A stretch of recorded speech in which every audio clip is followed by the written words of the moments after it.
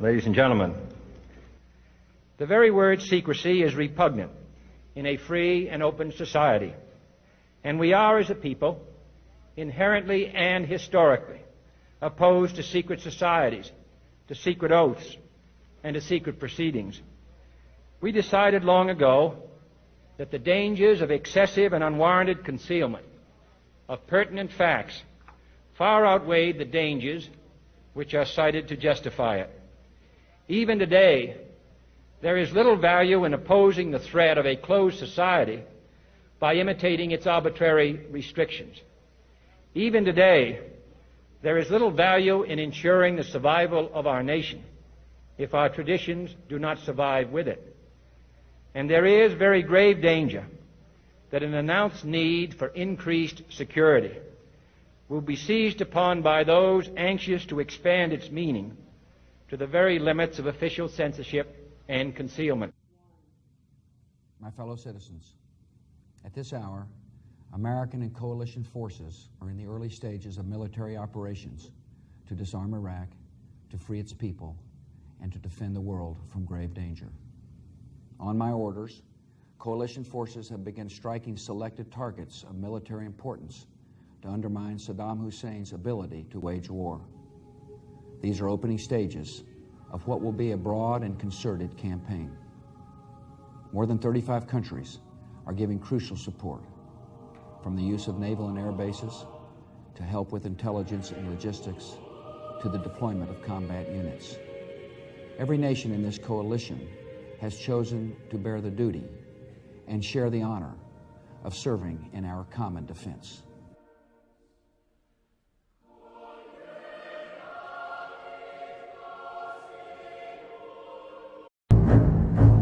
I get tired of saying that defense is to be made an excuse for wasting dollars.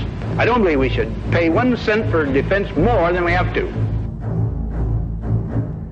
I seriously question an increase in the Pentagon budget in the face of the department's recent Inspector General's report. How can we seriously consider a $50 billion increase in the defense budget when DOD's own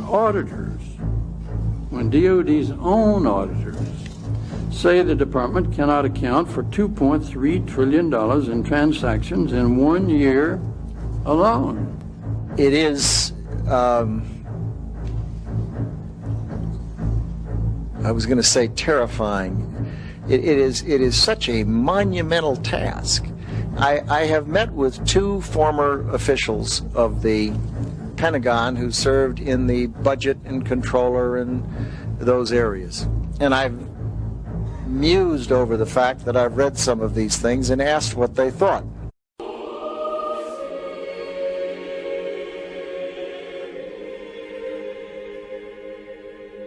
Nearly 10 million paychecks a month. 10 million times to get things screwed up. I've had my pay screwed up 6 times since I've been in the department, and it's really bad when you screw up your boss's pay. I doubt, to be honest, that people inside the department are going to be capable of sorting this out. I have a feeling it's going to take some folks from outside to come in and look at this and put in place a process that over a period, and I regret to say, but I've seen how long things take. I think it's going to take a period of years to sort it out, and I think it'll probably take the cooperation of the Congress to try to get the system so that you can actually manage the financial aspects of that institution rather than simply report on things that have happened imperfectly.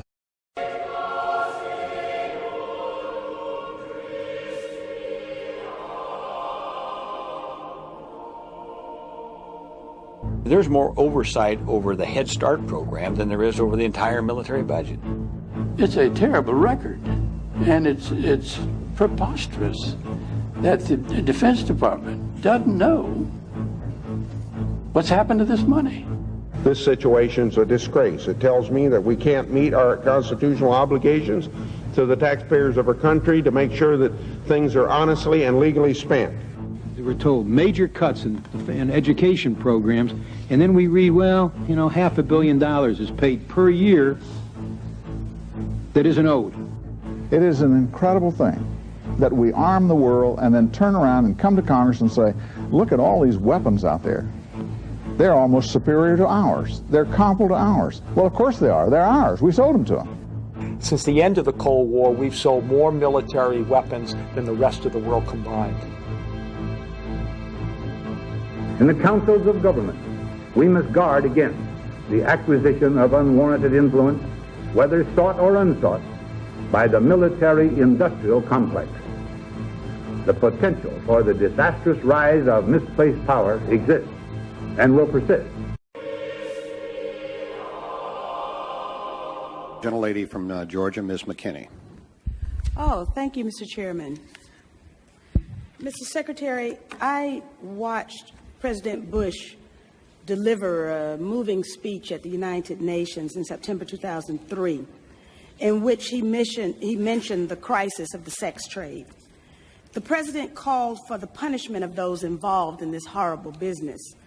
But at the very moment of that speech, DynCorp was exposed for having been involved in the buying and selling of young women and children.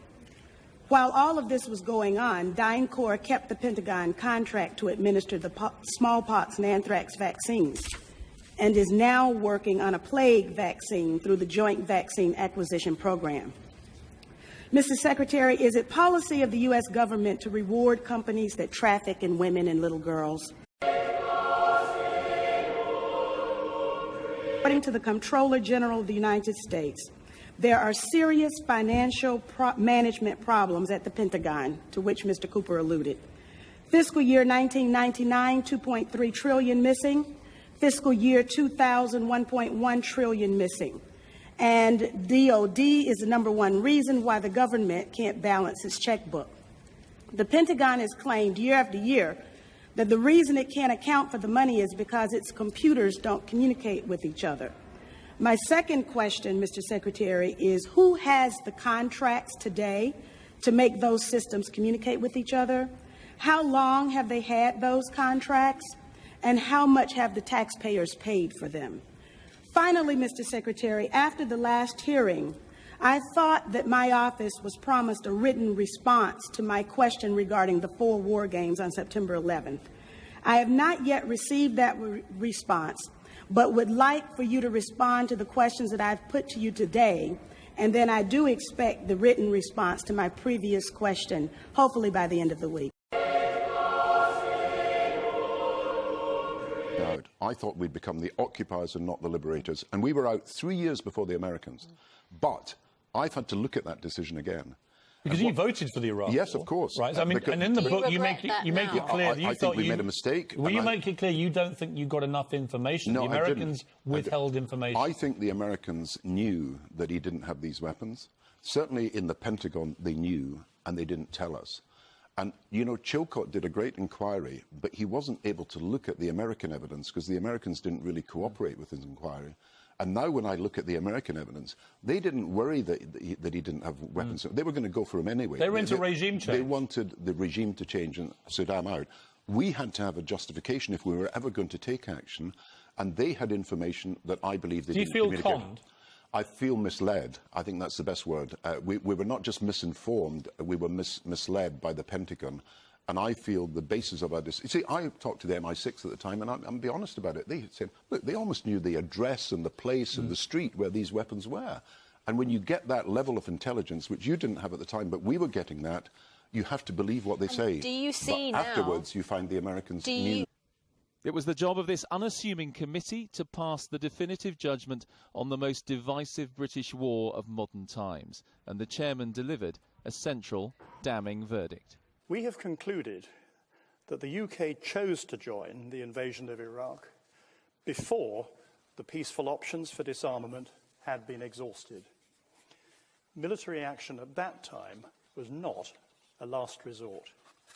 Military action in Iraq might have been necessary at some point, but in March 2003, there was no imminent threat from Saddam Hussein.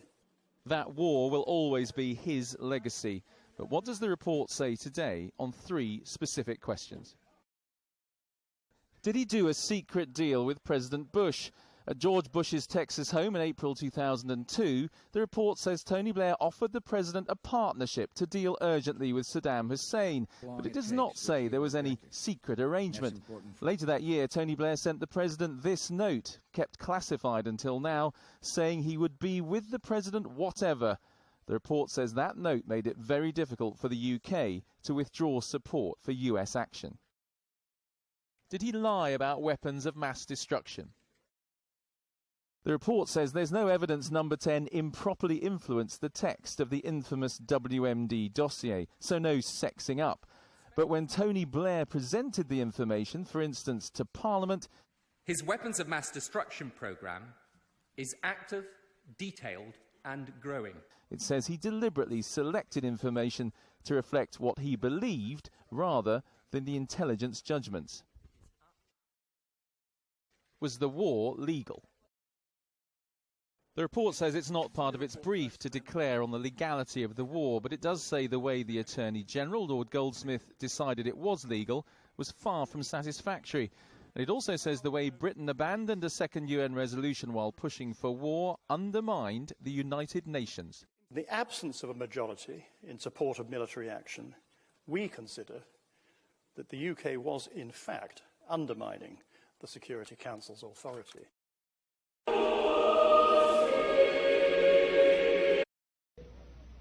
Or to withhold from the press and the public the facts they deserve to know. For we are opposed around the world by a monolithic and ruthless conspiracy that relies primarily on covert means for expanding its sphere of influence, on infiltration instead of invasion, on subversion instead of elections, on intimidation instead of free choice, on guerrillas by night instead of armies by day. It is a system which has conscripted vast human and material resources into the building of a tightly knit, highly efficient machine that combines military, diplomatic, intelligence, economic, scientific, and political operations. Its preparations are concealed, not published. Its mistakes are buried, not headlined. Its dissenters are silenced, not praised. My name is Jack Shanahan, Vice Admiral, U.S. Navy, retired. One of our nuclear bombs blows up Hiroshima 15 times over. 5 devastates Russia. After that, this is how many the U.S. has left.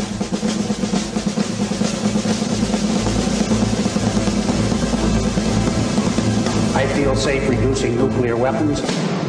Do you?